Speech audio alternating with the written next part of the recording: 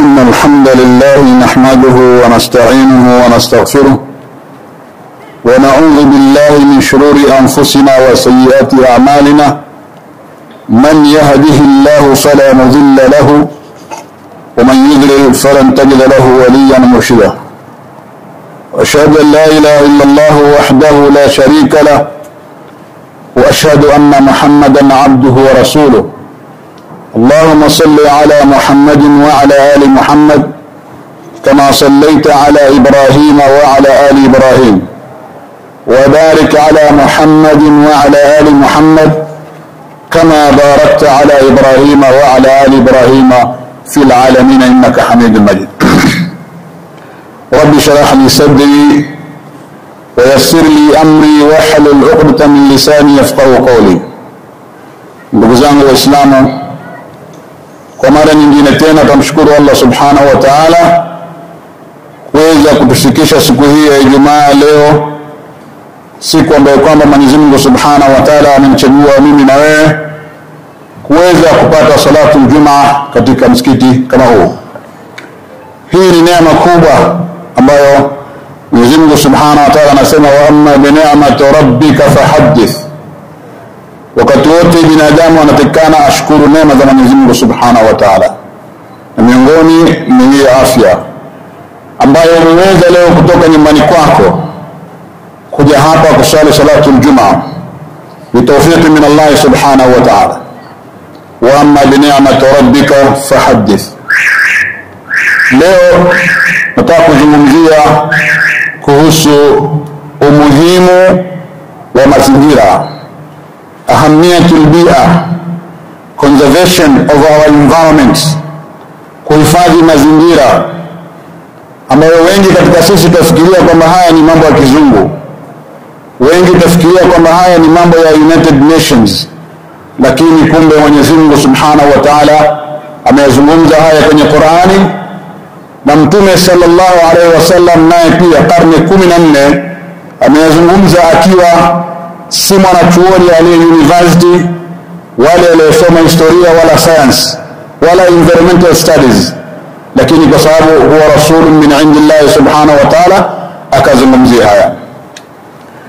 Na alianza kuzungumzia kwanza na Mwenyezi Mungu Subhanahu wa Ta'ala pale alipotaka kumuumba Adam.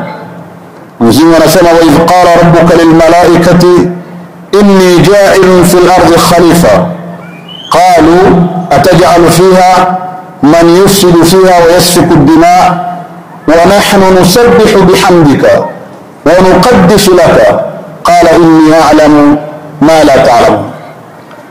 Chanzo wa aya hii Mwenyezi Mungu Subhanahu wa Ta'ala alikuwa anazungumza na malaika, na watu wengi wanashinda kuifahamu aya hii, wanafikiria kwamba ati Mwenyezi Mungu alikuwa akifanya consultation, mashauriano na malaika. Hasha wa kalla, Mwenyezi Mungu hahitaji mshawara wa mtu, wala Mwenyezi Mungu Subhanahu wa Ta'ala hakonsulti mtu. Yeye idha qadara amran fa inma yaqulu lahu kun fayakun. Lakini hapa alikuwa Mwenyezi Mungu Subhanahu wa Ta'ala ana communicate, anawasiliana na malaika kuonesha utukufu wake, kama mimi nimeomba ardhi na mbingu, nikaumba majini, nikaomba nanyi malaika, sasa nataka kuumba kiumbe kingine. Nyinyi nimeomba kwa nuru, majini nimeomba kwa moto, nataka kuumba kiumbe kinatokana na mtanga. Mtanga hapo ni ardhi, udongo. Akamwambia idh qala rabbuka lil malaikati, kumbuka Muhammad pale Mola wako alipozungumza na malaika, akamwambia inni ja'ilun fil ardi khalifa. Hakuambia ushiruni au astashirukum na washawiri, inni ja'ilun fi ardi khalifa, mimi nimeamua kuweka khalifa kwenye ardhi. Khalifa ni yule custodian, mtu ambaye kwamba yeye atakuwa na jukumu hapa ardhini, na akampa majukumu mawili. La kwanza ni jukumu ya alaka bainahu wa baina rabbih, ambao wanazuoni ita alaqatu al-ibadat. Mwenyezi Mungu Subhanahu wa Ta'ala akaweka ibada na akasema wama khalaqtul jinna wal insa illa liya'budun. Mwenyezi Mungu anasema mimi sikuumba binadamu na majini illa ni kwa lengo la kuabudu mimi. Kisha akafundisha na kitu kingine kinaitwa muamalat, Muamala ni a social relationship between humans and their fellow humans, baina ya binadamu na binadamu, baina ya binadamu na wanyama, baina ya binadamu na mazingira anayoishi, kuonesha kwamba kuhifadhi mazingira is part and parcel of your religion, ni jukumu lako kwenye Uislamu. Usipohifadhi mazingira utakuwa umekhalifu kama vile ulivyokhalifu ibada za Mwenyezi Mungu Subhanahu wa Ta'ala. Wa inni ja'ilun fil ardi khalifa, mimi na muumba kwenye ardhi kiongozi ambaye atakuwa ni khalifa wangu, atafuata majukumu yangu, ataniabudu mimi, alafu nitamfundisha vile vile miamala ya kutamaliana na yale mazingira yanayoishi ya wanyama wako wa binadamu na hata wale wadudu chungu. Mtume sallallahu alaihi wasallam siku moja kulikuwa na bana moja anaua wadudu chungu hao. Ndio mkono tunatabia hiyo sana sisi. Ndio ushauri hawa nao ni umma, hawa ni makhluqati Allah subhanahu wa ta'ala, hawa yusabbihuna Allah wa yukabbirunahu, hawa ni viumbe wa Mwenyezi Mungu. Hawa chungu mnaona hapa ni viumbe wanamsabihi Mwenyezi Mungu, wanamshukuru Mwenyezi Mungu, na pengine utakuta wao ni bora kuliko sisi kwa sababu la yasuna Allah, hawamwasi Mwenyezi Mungu subhanahu wa ta'ala. Usiwaue hawa. Hii ni message kwa sisi kwamba mazingira kwa Muislamu ni jambo la muhimu, hata kwa wadudu, insects au wadudu wadogo usiue tu. Kwa hiyo akamwambia inni ja'ilun fil ardi khalq, qalu wa taj'alu fiha man yufsidu fiha wa yasfiku ad-dima.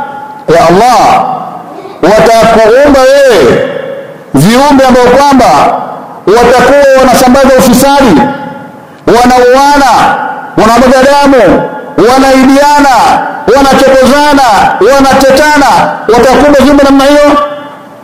Swali hapa ni kwamba vipi malaika walijua habari hii kwamba viumbe watakuwa hivi?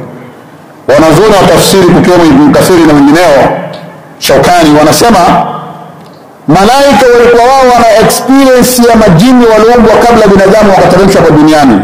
Afullaha wa fasaku dimaa, walimwasi Mwenyezi Mungu Subhanahu wa Ta'ala, wakamwaga damu. Sasa kutokamana na hiyo experience walikuwa nayo mashetani wakaambia Allah, watakuumba viumbe vingine kama hivi ambao vitakuwa wao watakwenda kumwaga damu kama vile mashetani waliofanya na majini.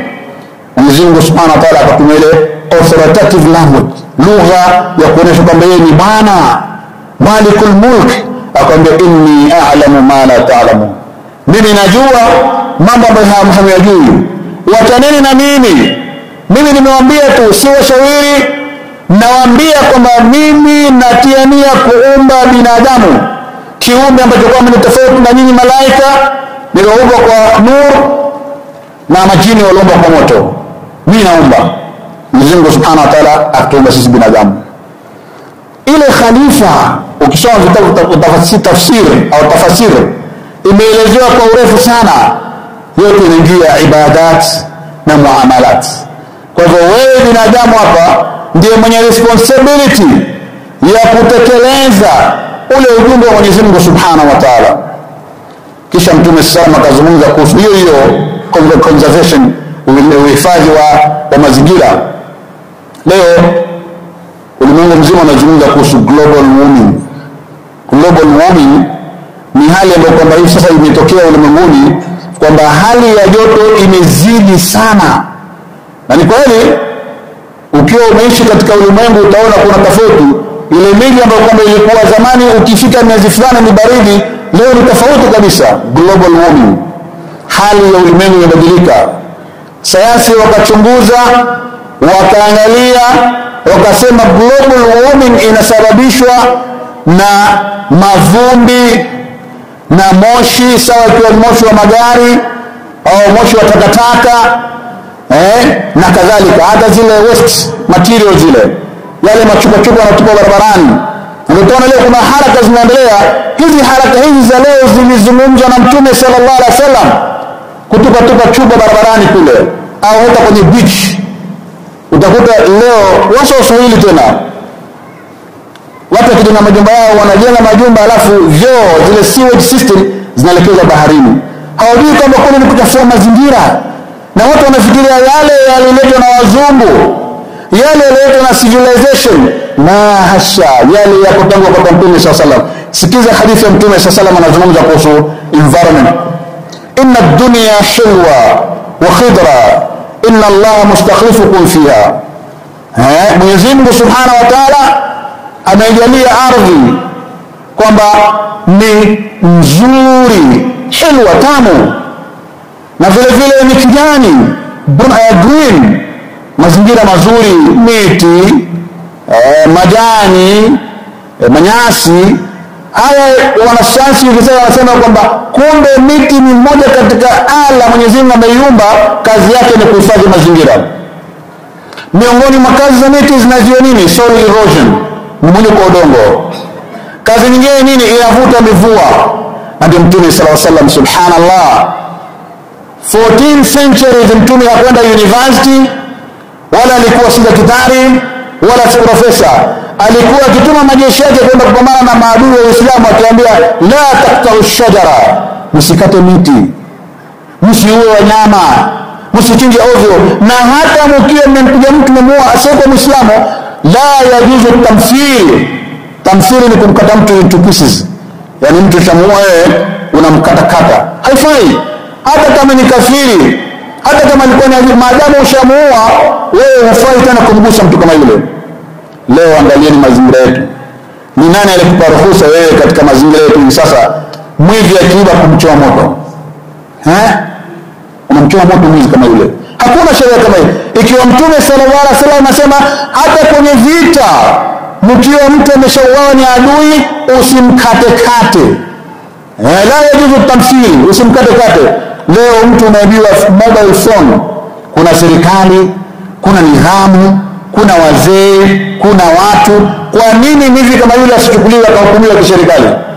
Jamaa anachukua tairi, choma yeye, unaharibu mazingira, harufu yake yule bala, na ile dhulma unamfanyia. Je, anastahili kuuawa mtu kama yule? Hastahili. Lakini tumepita mipaka katika kuhifadhi mazingira yetu leo, na tunakuwa sisi ni sawasawa hata kushinda wanyama. Kwa hiyo Mwenyezi Mungu, Mtume anasema ameombeeni ardhi ikiwa green, alafu mzuri, hilwa, ili apate kuonesha nini, apate kuangalia vile mtaitumikia hii ardhi. Mtahifadhi ardhi au mtaidhuru ardhi? Na sisi hivi sasa ukiangalia utakuta kweli hatuhifadhi hii ardhi yetu, na ndio utaona leo global warming imezidi sana. Anasema fanadhiran madha ta'malun, amewatengenezea haya ili apate kuona mtaitumia vipi hii ardhi. Alafu asema Mwenyezi Mungu, dhahara al-fasadu fil barri wal bahri bima kasabat aydi an-nas wa yafu an kathir. Baada anazungumza kuhusu ufisadi wa ardhini, sawa kwa ni ufisadi wa fedha, ufisadi wa maasiya, ufisadi wa mazingira. Allah anasema imedhihiri ufisadi bara na baharini kwa mambo waliokusudia watu kuyatenda kwa mikono yao. Leo unaenda kuangalia beach kule, ufisadi wa kiakhlaki, wanawake wanatembea uchi, unaharibu mazingira.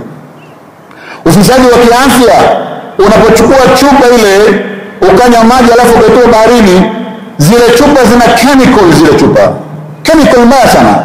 Na tutaona leo maradhi ya gallbladder yameenea katika miji yetu. Juzi nilikuwa hospitali kule, wanawake kadha wakadha wameenda kufanya operation ya gallbladder, ile majiwe yaliyoko ndani ya kile kinaitwa inaitwaje ile nyongo. Wallahi nimeenda hospitali, wanawake msururu wamepangwa pale, wote wamepasuliwa gallbladder. Wanasayansi wanasema imetokana na vyakula tunavyotumia na vile vile maji hasa. Angalia tumbo lako, jiwe laingia vipi? Jiwe laingia vipi ndani ya tumbo lako? Ni ile uchafuaji wa mazingira. Haya mabohol tunachimba leo, bohol. Je, umepima maji yako kuangalia kwamba ni yanastahili kunywa na binadamu? Yafaa kutumia na binadamu? Kila mtu anachimba bohol atakapoyeye. Chimba bohol, kuna maji, lakini hakuna any research, hakuna any test conducted to confirm the water if it is for humans. Mazingira yanaharibiwa, na hasara ya mazingira ikiharibiwa, sisi ndio tunapata hasara kama hiyo. Sasa huu ufisadi Mwenyezi Mungu aliozungumza, ameuzungumza karne na karne, lakini alijua kwamba mambo haya yatatokea. Kwa hivyo Muislamu, jua wewe una jukumu kubwa, na si jukumu la county government au central government, ni jukumu lako as a Muslim to make sure that the environment has been protected. Wewe ni mmoja katika wanachangia. Leo utakuta watu wanajenga majumba ovyo ovyo, anaziba barabara za watu, au mtu anajenga nyumba mzuri sana alafu hana sewage system.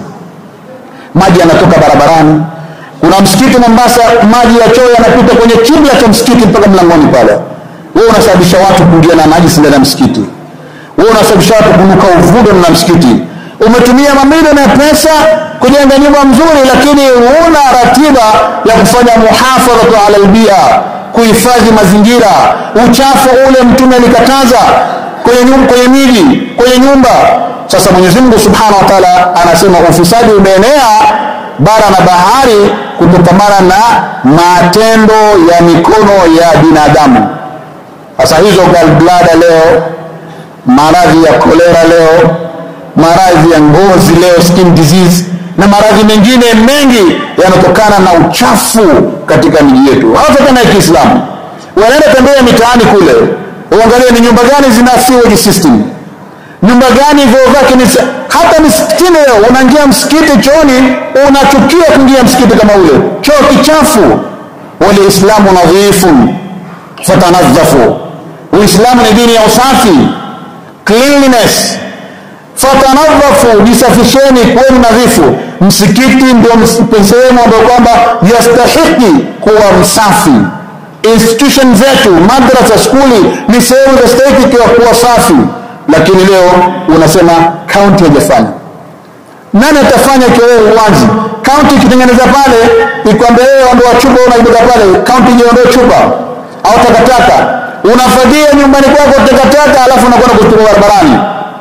Zali hili ni madhara. Wale wanaopita pale watadhurika, na wewe mwenyewe utadhurika, kwa sababu ikiwa una watoto, atakayedhurika na takataka zile atakuletea nyumbani kwako.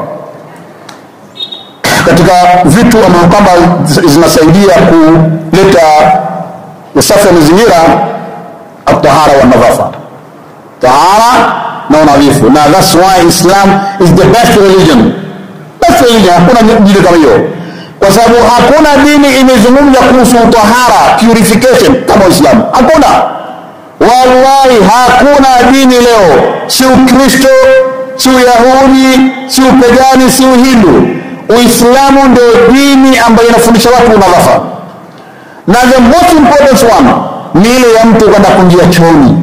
Mpaka umefundishwa mguu gani utangilia chooni na kwa sababu ni nini, na dua gani utaomba, ili kutengeza ile mazingira yako ya chooni yawe mazingira ya salama. Kuna viumbe vibaya kule chooni, kuna viumbe vichafu kule chooni ambazo Mtume sallallahu alaihi wasallam anasema zinadhuru binadamu, wa bidhati Muislamu. Sasa wewe ikiwa hutatekeleza usafi kama huu, madhara yatakuwa kwa wewe.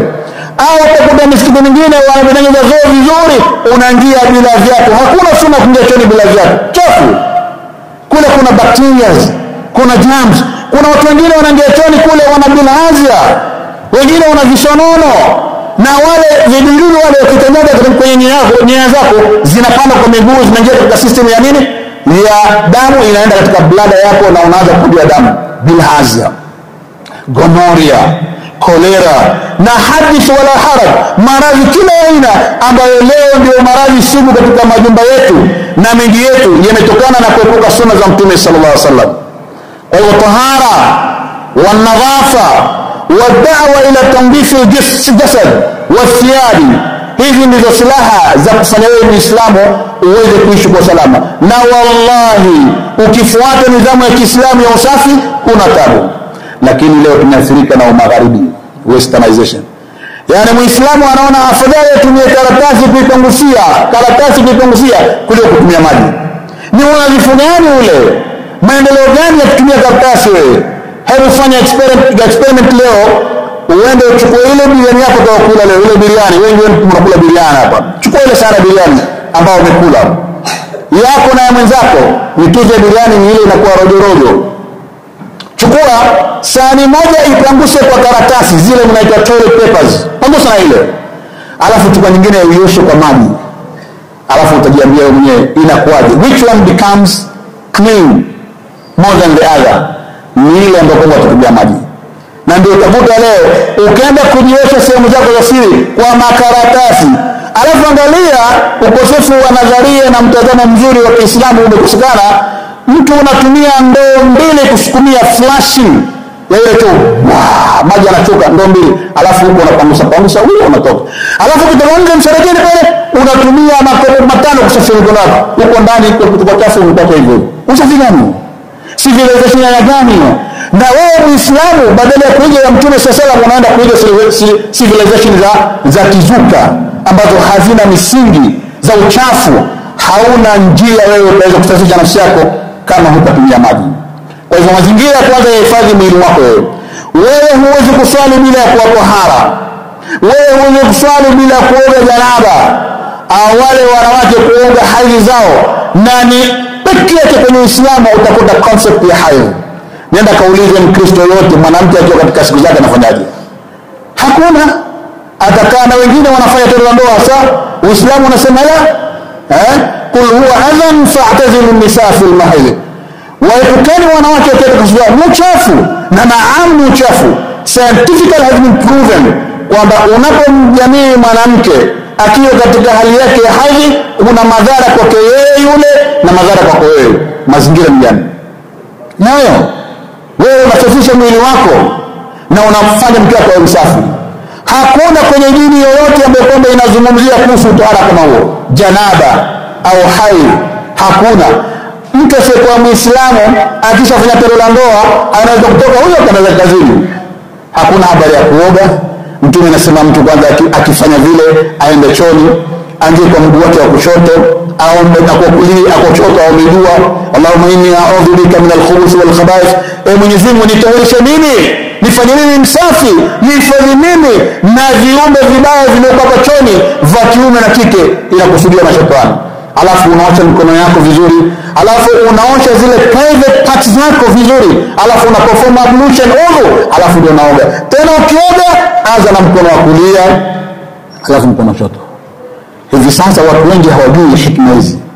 Juzi nikisoma hadithi ya Mtume sallallahu alaihi wasallam, na hadithi nyingi sana, anasema Mtume usilale kwa mkono wa kushoto. Akataza.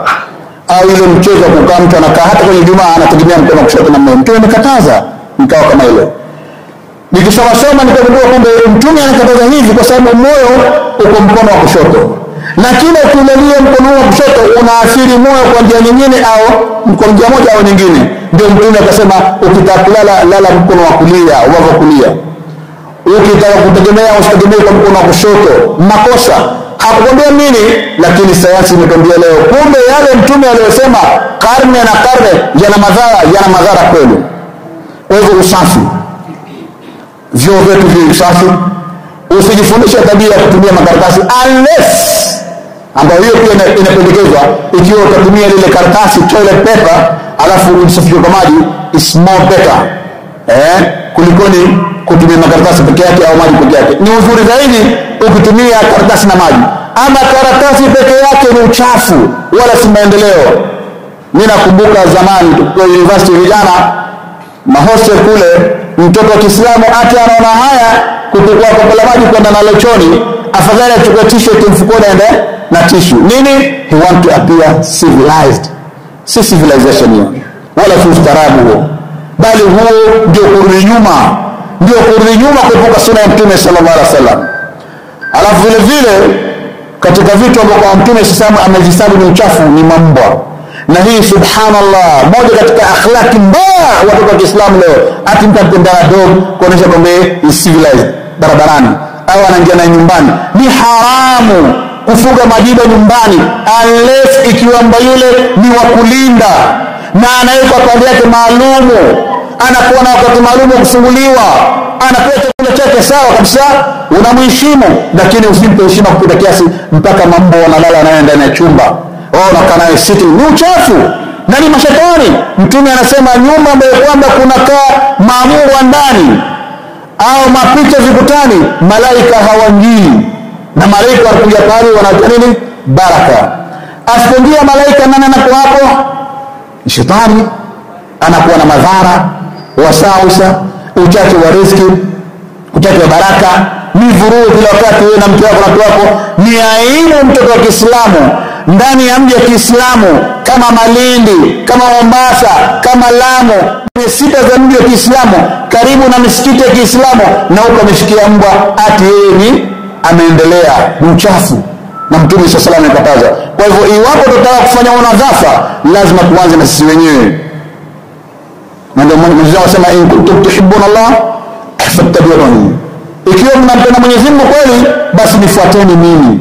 Mila ya Mtume sallallahu alayhi wasallam ndio haya ambayo kwamba nimetaja, na khutba yangu ni ndefu. Inshallah ikiwa tutaweza next Friday nitakuja kumaliza khutba yangu kuhusu madhara ya kuharibu mazingira na hasara yake ambayo kwamba iko, ambayo ni life leo tunaiona katika majumba yetu. Kila mtu anayo jambo kama hilo. Yaqulu Allah subhanahu wa ta'ala wal 'asr innal insana lafi khusr illa alladhina amanu wa 'amilus salihat wa tawasaw bil haqqi wa tawasaw bis sabr.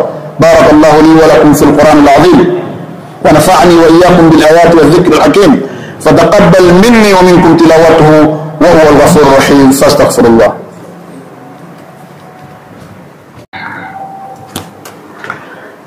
إن الحمد لله نحمده ونستعينه ونستغفره ونعوذ بالله من شرور أنفسنا وسيئات أعمالنا من يهده الله فلا مضل له ومن يضلل فلن تجد له وليا مرشدا.